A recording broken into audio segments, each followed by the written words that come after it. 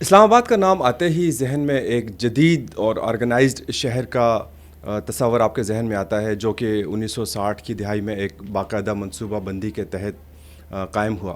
لیکن بہت کم لوگوں کو یہ معلوم ہے کہ جب یہ شہر قائم ہو رہا تھا تو اس وقت یہاں پہ کوئی ویرانہ یا کوئی بیابان نہیں تھا، بلکہ یہاں پہ ایک جیتی جاگتی زندگی تھی، ایک یہاں کی تاریخ ہے، یہاں پہ بے تحاشا لوگ بستے تھے، یہاں پہ گاؤں تھے، دیہات تھے۔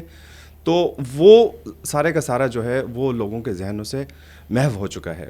اس کی کیا تاریخ تھی، یہاں پہ کون لوگ تھے اور کیا آبادیاں تھیں، ان کے بارے میں ہم بات کریں گے جناب آصف محمود صاحب سے، جو کہ جن کے مختلف ان کی جہتیں ہیں۔ وہ صحافی بھی ہیں، وکیل بھی ہیں، مصنف ہیں، مورخ ہیں، اور وہ خود اپنے آپ کو جنگل کا آوارہ گرد اپنے آپ کو قرار دیتے ہیں۔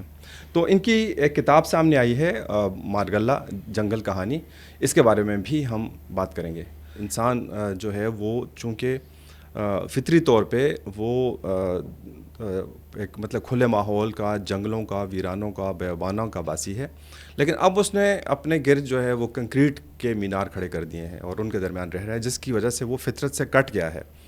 تو اگر آپ اپنے آپ کو دوبارہ جوڑتے ہیں فطرت سے، جنگلوں میں جاتے ہیں، آپ ٹریکس پہ جاتے ہیں، لمبی سیریں کرتے ہیں، تو اس سے آپ کے بہت سے جو جدید زندگی کے پیدا کردہ ذہنی مسائل ہیں، ڈپریشن ہے، انگزائٹی ہے، یا بے خوابی ہے، اس طرح کی اور بہت ساری چیزیں وہ دور ہو جاتی ہیں۔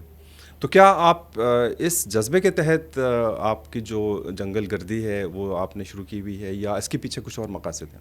کہ ایک تجربہ تو یہ ہے جو بیان کیا جا سکتا ہے، کچھ ایکسپیرینسز وہ ہیں جو بیان نہیں کیے جا سکتے، یعنی آپ جنگل میں جائیں تو آپ یوں سمجھیں کہ آپ اسپرچولی ریچارج ہو جاتے ہیں، اور وہ جنگل کی ہر چیز کا اپنا احساس ہے ظفر صاحب۔ ندی اگر بہہ رہی ہے، ساون ہے تو اس کی ایک اپنی فیلنگ ہے، خزاں ہے تو اس کی اپنی فیلنگ ہے، حتیٰ کہ جنگل کی جو تپتی دوپہر ہے، خاموش تپتی دوپہر، اس میں آپ جنگل میں جا کے بیٹھیں تو اس کے اپنے اثرات ہیں، جانوروں کے اپنے اثرات ہیں، پرندوں کی چہچہاٹ کے اپنے اثرات ہیں، یعنی جنگل آپ کی روح سے کلام کرتا ہے باقاعدہ۔ تو یہ بات تو ٹھیک ہے، میں تو اس کا قائل ہوں، بلکہ کچھ دن گزر جائیں تو میں تو کہتا ہوں کہ کافی دن ہو گئے میں جنگل نہیں گیا، میں بہت ڈسٹرب ہوں، مجھے آپ جنگل جانا ہے۔ تو یہ بات تو ٹھیک ہے۔ یعنی چند مطلب منٹ کی واک کے اندر ہی آپ ایک فطری ماحول میں داخل ہو جاتے ہیں۔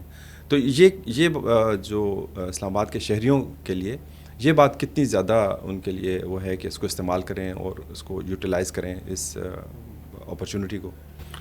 اسلام آباد کے شہری اب تو کافی بڑھ رہے ہیں ٹریلز پہ، شروع میں تو نہیں ہوتے تھے، اب تو کافی بڑھ رہے ہیں، بلکہ شروع میں پہلی دفعہ مجھے بھی نہیں پتا تھا، میں جنگل میں تھک کے ایک چشمے کے کنارے سویا، یہ ٹریل 5 کی بات کر رہا ہوں، تو میں جاگا تو 7 چشمے پہ لومڑی پانی پی رہی تھی۔ اچھا۔ تو میں نے اس کی ویڈیو بنانے کی کوشش کی، تو جیسے ہی میں نے موبائل نکالا وہ بھاگ گئی۔ تو میں نے جب آ کے دوستوں سے یہ شیئر کیا تو 5-7 سال تو مجھے یہی سننا پڑا کہ آپ غلط بیانی کر رہے ہیں، یہاں لومڑی کہاں سے آ گئی۔ وہ جب ظفر صاحب جب وائلڈ لائف والوں نے بعد میں کیمرے لگائے نا، اور ان کیمروں سے چیزیں سامنے آئیں کہ لومڑی بھی ہے، تیندوا بھی ہے، فلاں بھی ہے، تو پھر میں مورلی بیل آؤٹ ہوا کہ نہیں، یہاں پہ لومڑیاں موجود ہیں۔ تو اب تو ویسے لوگ جانا شروع ہو گئے ہیں، لیکن اب ظلم یہ ہے کہ اب مارگلہ نیشنل پارک برباد بھی بڑی بے رحمی سے ہو رہا ہے۔ جی۔ یہ شکر پڑیاں بھی نیشنل پارک کا حصہ ہے، اور راول جھیل کے ارد گرد کا جو علاقہ ہے وہ بھی نیشنل پارک کا حصہ ہے، لیکن آپ دیکھیں کہ نیشنل پارک کو بچانے کے جو ادارے ہیں جیسے اسلام آباد وائلڈ لائف مینجمنٹ بورڈ ہے، یہ صرف آپ کو ٹریل 5 اور ٹریل 4 ادھر نظر آتے ہیں، شکر پڑیاں کی طرف کوئی وہ نظر نہیں آتا، راول جھیل کی طرف کوئی نظر نہیں آتا، اور شکر پڑیاں کا جنگل تو بہت بے رحمی سے کاٹا جا رہا ہے، بہت صفاقی سے کاٹا جا رہا ہے، اور جنگل کے اندر کنکریٹ کھڑا ہو رہا ہے۔ جی۔ وہ پتہ نہیں کن کا ہے کنکریٹ، کون سے ادارے ہیں، لیکن ظاہر ہے جو بھی ادارہ سرکاری ادارہ ہے۔ تو اس کے اوپر آپ نے آواز اٹھائی ہے اس کے بارے میں، تو کچھ اس کا اثر ہوا اس آواز کا، اور یہاں پے آخر وہ مطلب بنا کیا رہے ہیں جنگل نہیں، کاٹ کے؟ کوئی اثر نہیں ہوا، پہلے تو آپ یہ تسلی رکھیں کہ کوئی اثر نہیں ہوا، یہاں آوازوں کا اثر نہیں ہوتا، بلکہ وہ سی ڈی اے کی طرف سے یہ کہا گیا کہ ہم جنگلی توت کاٹ رہے ہیں، لیکن یہ جنگلی توت میرا نہیں خیال کہ یہ وجہ ہے، کیونکہ جنگلی توت اتنا زیادہ کسی ایک پاکٹ میں نہیں ہے کہ آپ اسے کاٹ کے اس کو بالکل ملیاں میٹ کر کے پورا میدان بنا دیں، کہیں ہیں کہیں نہیں ہیں۔ اسلام آباد جو ہمیں آج یہاں پہ ایونیوز نظر آتے ہیں اور ہمیں پلازے نظر آتے ہیں، شاپنگ سینٹرز بنے ہوئے ہیں، تو ان کے نیچے کیا تھا اصل میں؟ ایک تو ظفر صاحب ہمارے ہاں یہ بڑا مسئلہ ہے کہ ہمارے پاس اپنی تہذیب کے بارے میں اپنا لکھا ہوا کچھ نہیں ہے، تو چیزیں وہی ملتی ہیں جو اس زمانے میں انگریز کی دستاویز سے کچھ چیزیں ملتی ہیں، اور ان کے مطابق تو بہت شاندار تہذیب تھی، یعنی کوئی ایسا نہیں ہے کہ آپ کسی جنگل میں گئے اور آپ نے اس کو کھڑا کر دیا، پوری ہستی بستی ایک تہذیب تھی اور اس کے نقوش مٹا دیے گئے. اب کیا یہاں پہ آپ کی پارلیمنٹ، بلکہ میں نے جب یہ ایک زمانے میں شوق تھا تو مجھے پتہ چلا کہ یہ جہاں پہ پارلیمان ہے یہاں پہ ایک خاتون کے جانوروں کا باڑا ہوا کرتا تھا اور وہ آخر تک کہتے ہیں کہ موجود رہا. تو پھر وہ میں کبھی کبھی سوچتا ہوں کہ وہ خاتون بھی سوچتی ہوگی کہ اگر پارلیمان نے یہی کارکردگی دکھانی تھی تو میرا باڑا کیا برا تھا.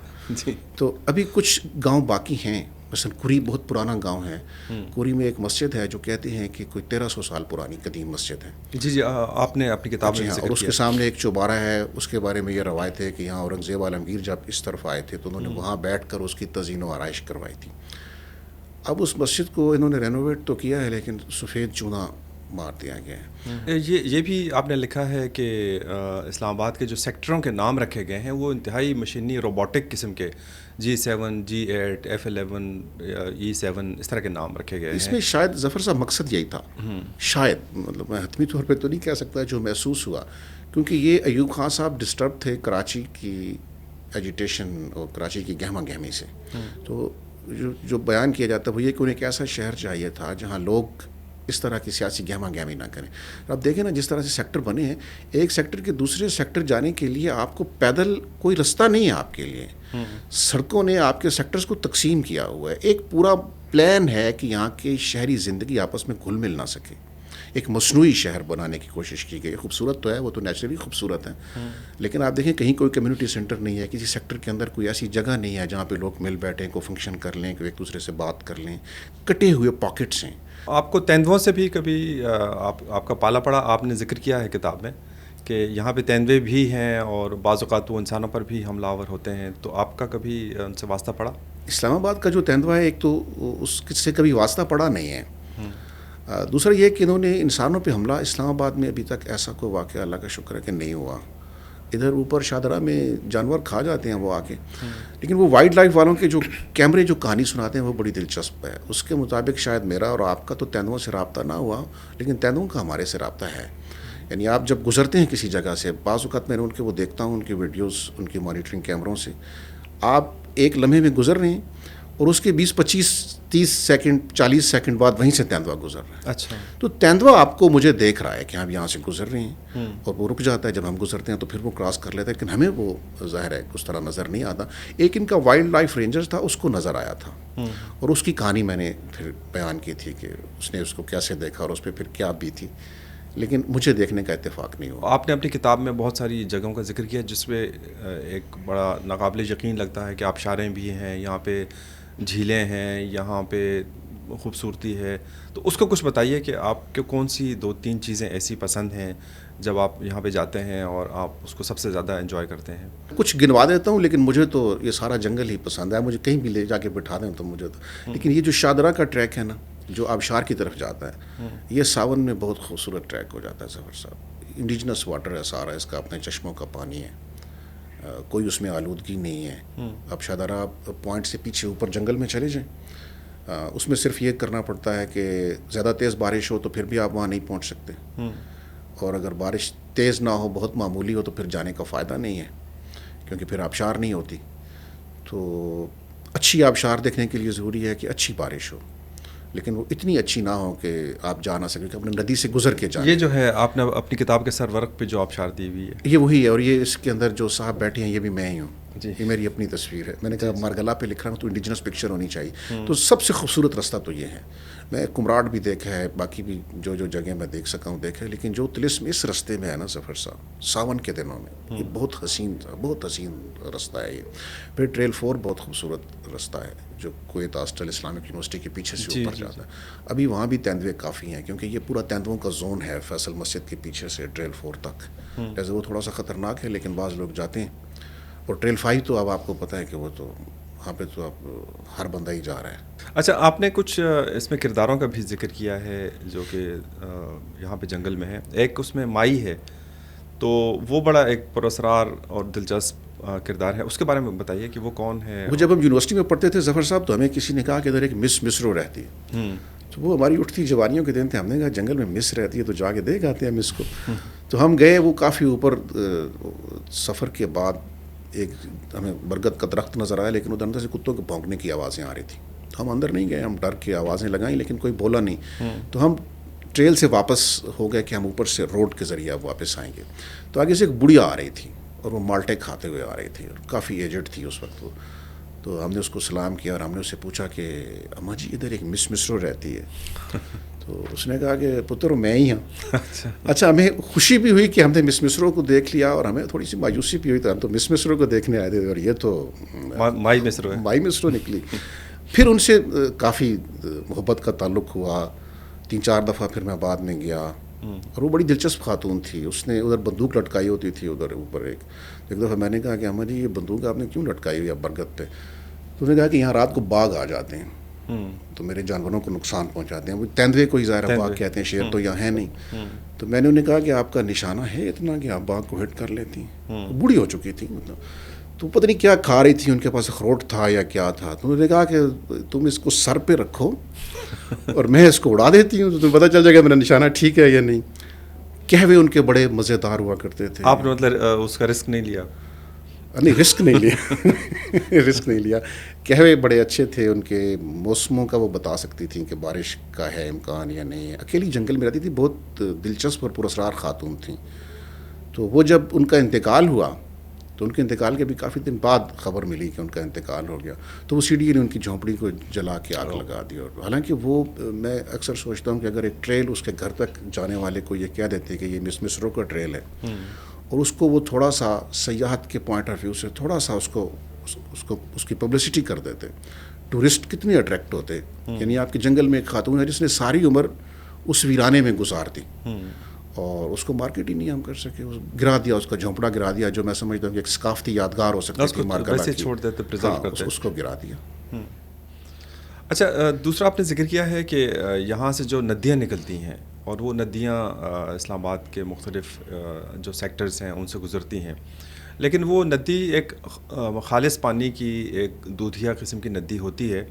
جو ہی وہ اسلام آباد میں داخل ہوتی ہے تو وہ ایک متعفن قسم کے نالے میں اس میں تبدیل ہو جاتی ہے, کیونکہ شہر کا جو کوڑا ہے, اس کا جو کچرا ہے, سیوریج ہے, وہ ان نالوں میں اور اس کے قریب رہنا مشکل ہو جاتا ہے, اتنی بدبو آتی ہے. تو یہ بھی ایک بہت بڑا المیت ہے نا کہ آپ اتنی خوبصورت ندیاں ہیں, ان کا ہم نے کیا حشر کیا ہے. جی بالکل ظفر صاحب, یہ جو گڑیالہ کے غار ہیں نا, قدیم غار بدھ مت کے زمانے کے, وہاں سے لے کے شاہدرہ تک 16 ندیاں تو میں نے گنی ہیں. اچھا, خوبصورت ندیاں, تازہ پانی کی ندیاں, اور برسات میں تو کیا سما ہوتا ہے ان کا. جیسے اسلام آباد کے اندر داخل ہوتی ہیں, سیوریج ان کے اندر ڈال دیا گیا ہے. جو آپ کی جدید سیکٹرز ہیں, جدید سیکٹرز, میں نام نہیں لیتا کسی کا, لیکن آپ کی جدید سیکٹرز کا سیوریج بھی سیدھا ان ندیوں میں ڈالا جاتا ہے اور وہ ندیاں جوڑ بن چکی ہیں, غلاظت بن چکی ہیں اندر آ کے. ہمارے جو سب سے بڑے ادارے ہیں, کچھ کا تعلق قانون سے ہے, میں سپریم کورٹ کی بات کر لیتا ہوں, ہائی کورٹ اس طرف آ گئی ہے, پارلیمانی لاجز ہیں. ہمیں سوچنا چاہیے کہ ان کا سیوریج کہاں جاتا ہے. شاید یہ انہی ندیوں کے ذریعے ہی جاتا ہے جہاں بھی جاتا ہے. تو کچھ تو راول ڈیم کی طرف نکل جاتا ہے, کچھ راول ڈیم میں نہیں جاتا تو تھوڑا آگے چلا جاتا ہے. لیکن یہ ندیاں ہم نے تباہ کر دی ہیں. کہ اگر آپ کو اختیار دے دیا جائے 2-3 سال کے لیے کہ آپ نے سارا سسٹم جو ہے آپ کے حوالے ہے اسلام آباد کا, تو آپ اس کو کیسے مینیج کریں گے اور آپ کے خیال سے کیسے اس کو مینیج کیا جانا چاہیے اور کیا چیزیں بدلنی چاہیے؟ اسلام آباد کا یا جنگل کا؟ اسلام آباد کا. جنگل کو آپ حوالے کریں ماحولیات والوں کے اور وائلڈ لائف والوں کے, اور ان کو آپ ویل اکوپڈ کریں. ان کے پاس چند کیمرے ہوتے ہیں جو بیچاروں نے جنگل میں لگائے ہوتے ہیں, وائلڈ لائف کی بات کر رہا ہوں, اور وہ کیمرے بھی لوگ اتار کے لے جاتے ہیں اور ان کے پاس ریپلیسمنٹ کے لیے پیسے ہی نہیں ہوتے. ایک وائلڈ لائف رینجرز کو جنگل کے اندر مرڈر کر دیا گیا تھا, آپ کو شاید یاد ہو. اس کا قاتل آج تک نہیں پکڑا گیا. ان کے پاس ڈرونز ہونے چاہیے, ان کے پاس سٹاف ہونا چاہیے, اور وہ لوگ ہونے چاہیے جو جنگل سے پیار کرتے ہوں. وہ لوگ نہیں ہونے چاہیے جو جنگل میں نوکری کرنے آتے ہوں.